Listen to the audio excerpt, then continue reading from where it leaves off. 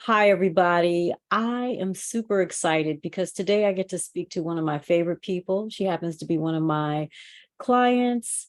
This is Kiona J, who is the founder and a marketing specialist at J Studios. How are you? I'm doing excellent. Thank you. Thank you. How are you doing? I'm great. So today we're just talking about why you decided to take an interest in human design. Well, for me, so it kind of started after I started getting more into astrology.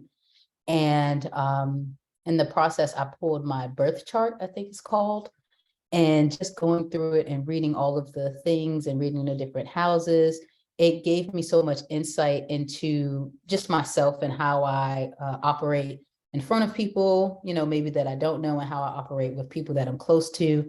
Understanding how I make decisions and the things that really get me excited. I was able to find out all that stuff in the birth chart, and it was so helpful for me. And I was like, oh, okay, so these things are pretty accurate and super helpful. So when I heard about, when I was introduced to you in the fact that you were doing human design, I was like, oh yeah, I get to dive even deeper than what I already have been able to kind of find out through the birth chart. I was definitely on board for it, just mostly so that I could kind of have insight more into just, maybe why I do the things that I do, how I process things, and just kind of seeing how it aligns with how I feel about myself already. So just to see what I found to be accurate, or just things that maybe it's like, oh, okay, so that is why I get frustrated in these certain situations. I never really thought of it that way. So just to kind of dive a little deeper and find out more about myself. All right. So, everybody, I've been working with Kiana for a couple of months now because we took some time to really dive deep into her body graph, which she calls her birth chart. And I think that's wonderful. You have to own your human design and you call it what you need to call it. Um, we really looked at a couple of different things. First, we looked at how you could embrace thriving mindfully with human design from just who you are as a person. We looked at how you could embrace human design in your business. And then you wanted to go a little bit deeper and look at maybe there are some family patterns that you might be able to pick up by looking at your mom's chart and your dad's chart. And I thought that was really fascinating to do with you. So, what were some of your top aha moments from the experience? Let's see, some of the top moments. I think finding out that I was a splenic projector, and what that means, as far as my intuition, and that it's how I make my decisions, and it's the thing that I rely on the most. How do I want to say this? My intuition is strong. Like, we all have intuition, we all have the ability to strengthen our own intuition, but for me, it is literally where I make my decisions and how I make my decisions. So finding out that that was even a thing was super exciting, because in the last, I want to say 3 years, maybe 4 years, I've been really practicing on listening to my intuition more, and realizing that a lot of the things that I guess I was telling myself, or the decisions that I was making, was coming from outside sources. And I wanted to learn how to start listening to myself more. And I didn't know at the time that that was tied into generally how I make decisions in the first place. And so being able to find that out just made me understand why learning to listen to my intuition was such an important thing for me, that I made it literally a thing that I have been working on for 4 years. I'm like, no, I need to be able to listen to myself more. I know that there is something inside of me that is, whenever I make decisions in general that are based on my instincts, they're usually pretty accurate. And I'm like, oh, is this like a superpower or something, so part of learning how to listen to my intuition was kind of me studying to see, okay, is this something that I have that is just, part of my uniqueness, or is it just something that, I don't know, maybe it just seems like it's intuition, but it's something else. So anyway, so learning that about myself was super helpful. And it just made sense as to why I felt drawn to learning about how to listen to my intuition more, because it's an important piece to how I make decisions in life. So So that was one. How many aha moments? I forgot. As many as you want to share. Okay.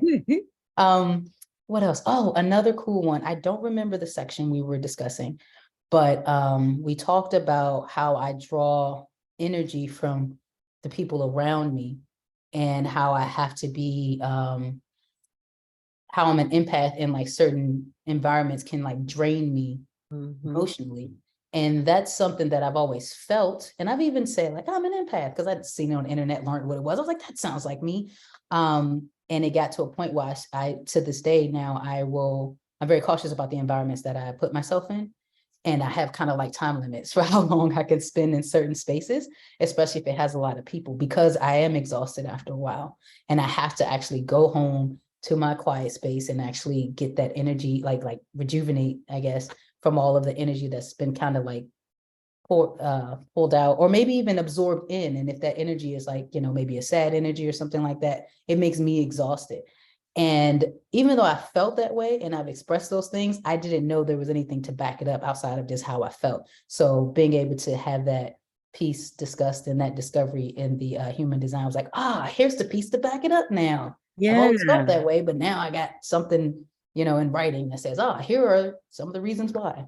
It's one of the core aspects of having the energy type as a projector, and understanding how to take care of yourself, because this is the beautiful thing about human design that I love, is that it helps people take care of themselves from the inside out.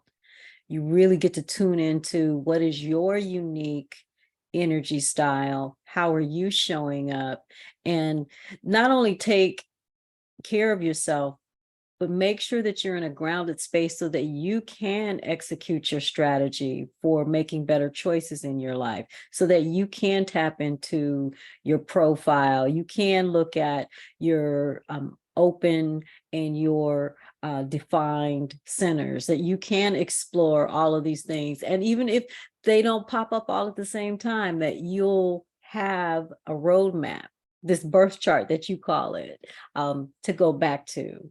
Any other aha moments that you want to share? So since you mentioned what is it called? The channels? The, Open and defined. the open and defined channels. Yeah. Okay, so yeah, so finding out about my I loved finding out about the defined and open channels in general. It was exciting. And some of my defined ones made a whole lot of sense because I was like, oh, okay. Yeah, because there are certain things in my life that are non-negotiables. I don't have any confusion as to if this is who I am or if this is what I like. I just know I'm like, nope, this is me. This is how I act in this situation. And it all matched up with my defined areas. So that makes sense. But what was really interesting was I think my head channel was open. Yes. And so, talk about an aha moment, because the amount of challenges that I have when it comes to making decisions about things, because I'm an artist, so I will have ideas about things and they may be something that no one's done yet, or it may seem a little crazy. But to me, I'm like, no, not only is this a great idea, but I believe that I can execute it and that it's going to deliver the results that I'm looking for. And I'm super confident about it and I'm just ready to go. But it's like any other influence from the outside, from maybe like other people, or just maybe not been able to find examples of it being done before, and just maybe stories from my childhood, just all these kind of things will come into play. And it will cause this friction and this challenge between me making these decisions. And though I don't always show it outwardly, inside there's this internal battle. And it's like, why don't I just do the thing that just I was passionate about and just do it anyway and just go with it because I feel good about it. But I always have this fight. And so learning that that particular channel is open, thus open to, I guess, influences from different spaces, and that it can create that type of challenge and I guess turmoil. It's helped me make decisions a lot better, because now it's like if I find myself going back and forth, I just go, nope, we're just going to do it because we're an intuitive being and we're going to play it out. And however it ends up, we're going to be just fine. But what we will have at the end is the data we need to move forward, whether it's keep going with the thing that we wanted to do or recalibrate and do something else. And that has saved me a lot of time and a lot of 4 hours of staring out into the abyss. I love trying it. to figure out what I'm going to do instead of just acting on it. I love it. I love how you have used your open centers as a growth opportunity for strategy. Like it, those are the areas where we're vulnerable, but those are the areas where there's lots of wisdom there.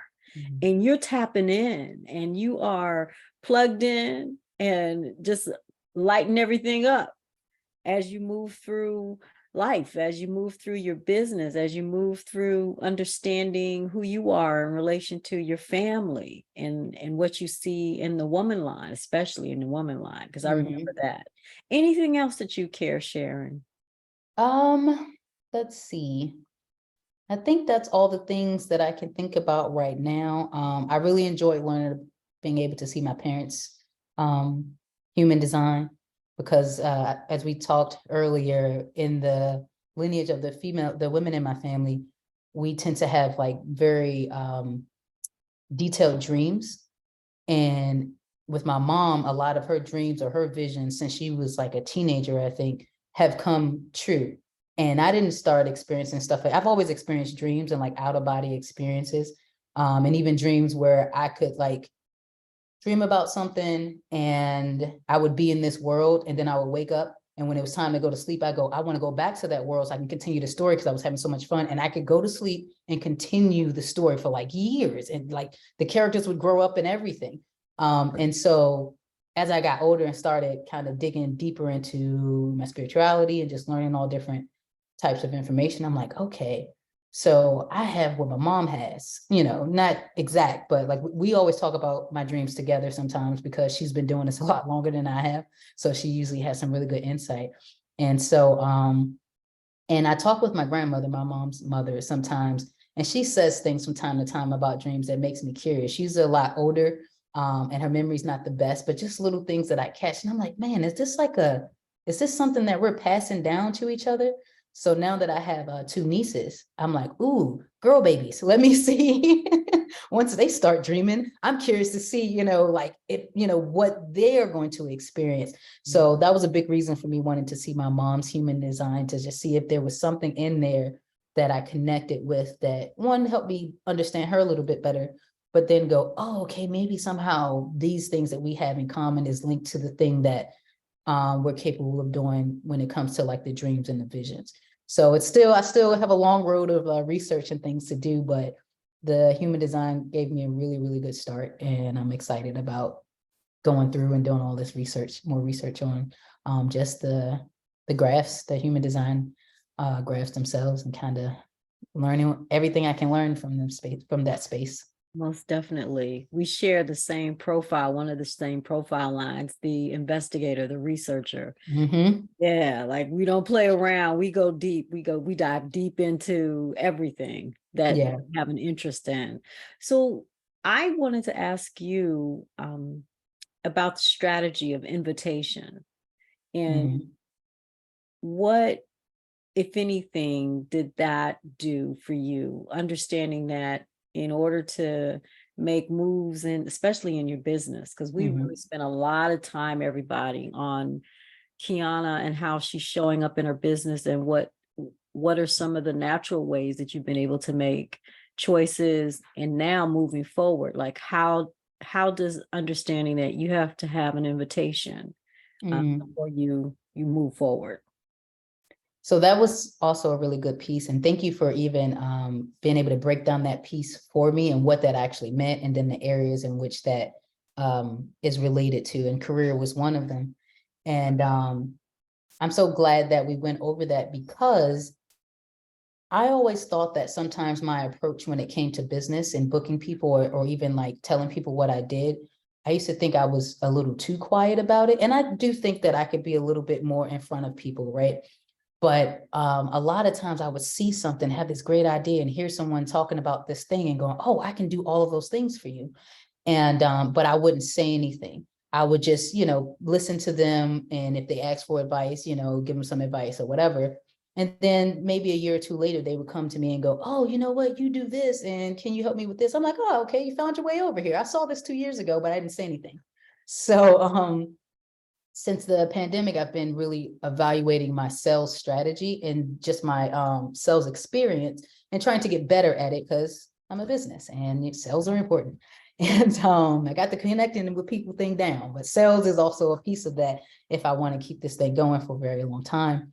And so I'm thinking, okay, everyone I'm looking at and getting information from, I need to be more aggressive, right? I need to just be like, bam, you talking about this? I got this for you. Offer that, pop, pop, pop, pop, pop. But I didn't feel comfortable doing that. But I was like, okay, Kiona, uncomfortability is growth. Sometimes you're not going to feel comfortable. Try it anyway.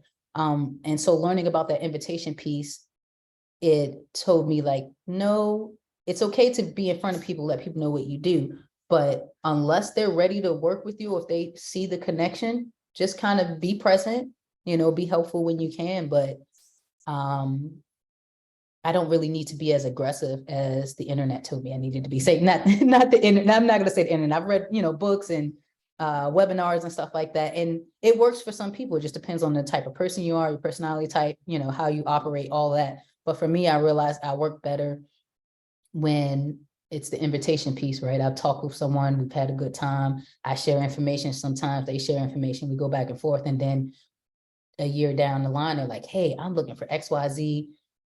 This would be perfect. Can you help me with this? Because I realized the people who come to me that way, we have longer relationships. And that's more important to me when I'm building this business, because I'm in a space where this isn't like a Fortune 500 company yet. So I can still I can still like have these intimate relationships with people and build with them over time and work with them over time. And hopefully, even develop friendships along the way. And I prefer that better for my business, even though, it may take a little longer than say most businesses, but I feel better about that. Now I know why I feel better about that, because part of that, was it the strategy piece?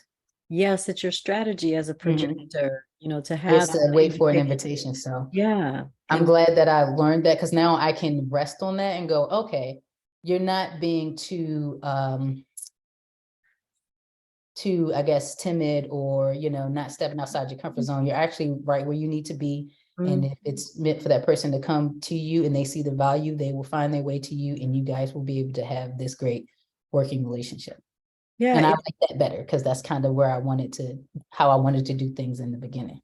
yeah, I'm super happy that that was something that you were able to embrace. I know that in working with projectors, sometimes when they hear that, it's off-putting. It's like, what do you mean I have to wait for an invitation? And then I go through what invitations really look like and give you examples of it. And it's not that you're passive, it's that you have the energy makeup that requires you to be invited in, and invitations can come in different ways. But we're socialized in this society to think that we have to grind, we have to hustle, we have to do all of these things. And your energy type as a projector says, no, baby, that's not how it goes. And you have to work when your energy level is at its premium, which looks different than other people. And that's what, for me, in doing this work as a human design doula and helping people give birth to their real selves, both in their life and their relationships and their career, what's liberating for me is when people have that light bulb that goes off and says, oh, I don't have to do it like this, because I didn't really want to do it like this in the first place. It's like, or I'm exhausted doing it like this. Well, no wonder, Right. you have this opportunity to look at this tool, because it's an empowerment and a self-discovery tool, self-empowerment with the inside out, with that IN instead of the EM. That's how I spell empowerment, everybody. To pick and choose what you use. I always offer this as, this is one more thing that you can use to navigate your life, in your relationships, in your career. So as we close out, I wanted to find out from you, if you had to tell somebody how I supported you as a human design doula, what would you say? I would say breaking down what's all included in the human design and in the body graph has been extremely helpful, because it's one thing looking at, like the defined centers and things like that and going, oh, this means that and this means that, but you provided breakdowns on how I could incorporate that, like the life application pieces. And that's important to me because I'm always like, okay, now how do I put it into action? I've consumed it and it's delicious. How do I go to work with it now? And so I felt like during our meetings, you were able to guide me and give me that information. So I was able to apply it like immediately after getting it. And that for me is super important whenever I'm learning things, especially about myself. Yeah, I think bringing awareness to these areas has been great. And just kind of talking out the different scenarios, even when we talked about, I don't remember what section it's called, but it's how I feel when I'm not operating in my best self or in my like authentic self, just being able to break that down and what that looks like and having those examples and just even comparisons to other types too, right? Like just go, oh, because, and then manifesting generators may do something like this, but, projectors tend to do this and this and this. It was just super helpful. It was a Yeah. lot of good information. It made it easier for me to digest it all, Mhm. which was good because it's definitely a lot. That was the not self.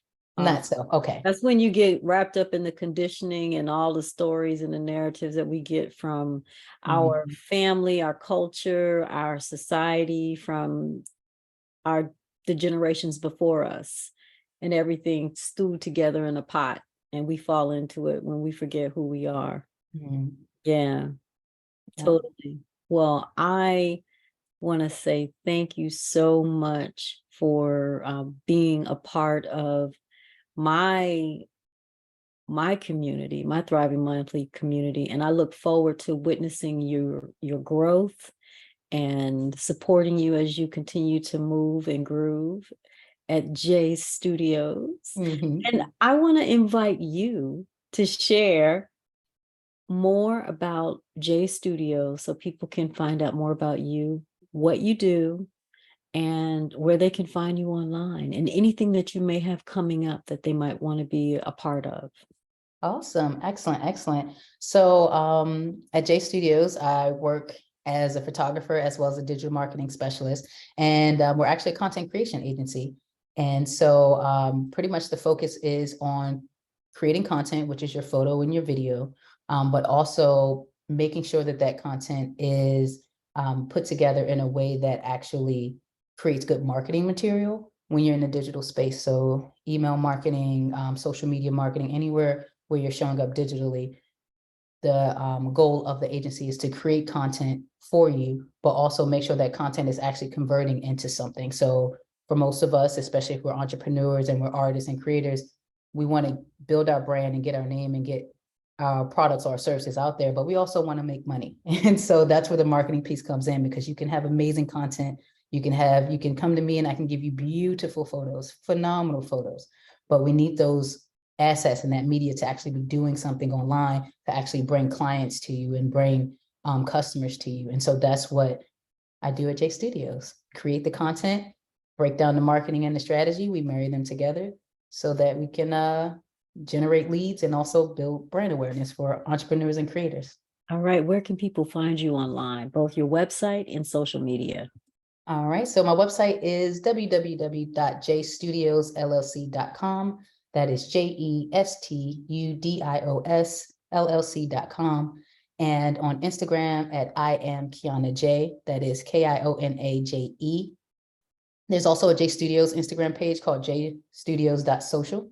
So you can also follow that as well on Instagram. I also have a content marketing basic video series that's coming out, and probably next month. I say probably because I'm filming it this week. And so I have to see how much content we actually get and how long it's going to take to edit. But it will be a free educational series. Excuse me. It's a 5-part series that breaks down the basics of what content marketing is and give you some tips and some templates to work with so that after you watch the videos, you can apply them to your own business to be able to increase your marketing efforts.